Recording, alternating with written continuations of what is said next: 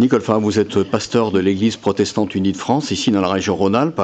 Vous êtes aussi aumônier des hôpitaux, donc vous avez dans votre service la présence aux maternités. Alors à Noël, c'est la naissance d'un enfant, mais qui se fait quand même dans des conditions un petit peu extraordinaires, parce qu'on connaît la mère, mais on ne connaît pas le père. Oui, c'est une naissance risquée. On parle en médecine des naissances à risque. Là, ce n'est pas physique le risque, mais ce qui est incroyable, c'est que la façon dont les évangiles nous parlent de ce récit et de cette naissance, c'est que Dieu prend le risque que cet enfant soit finalement presque enfin non, pas presque, soit un bâtard. Et le texte d'aujourd'hui met en lumière la responsabilité magnifique de Joseph, qui a à accueillir ce travail de Dieu qui le dépasse. Alors ce Joseph, c'est quand même quelqu'un de courageux, parce que à cette époque-là, se marier avec une femme qui portait déjà un enfant, c'était pas possible, on répudiait l'épouse. Absolument. Et c'est là où on voit ce terme de juste. Il était un homme juste, c'est-à-dire c'est pas quelqu'un qui est tourné sur sa propre réputation.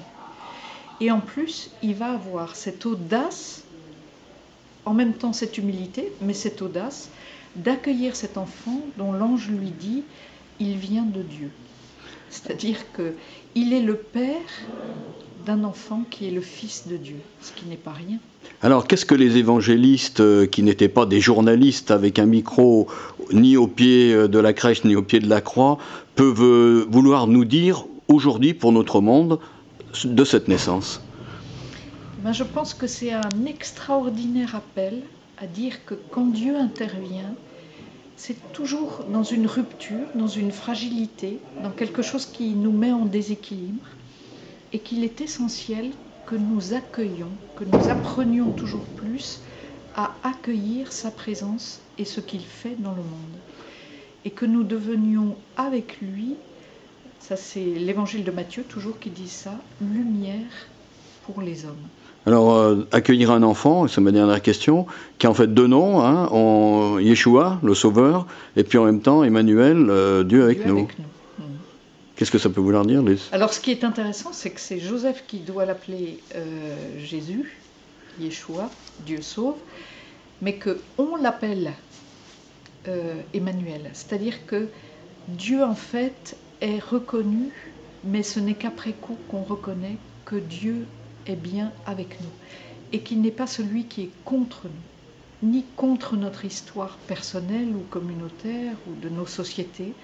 Il est celui qui affronte avec nous, qui se réjouit avec nous de tout ce qui est beauté, de tout ce qui donne sens à la vie, et qui affronte avec nous tout ce qui est adverse, tout ce qui vient mettre à mal la beauté de notre vie, la beauté des hommes, la dignité des hommes.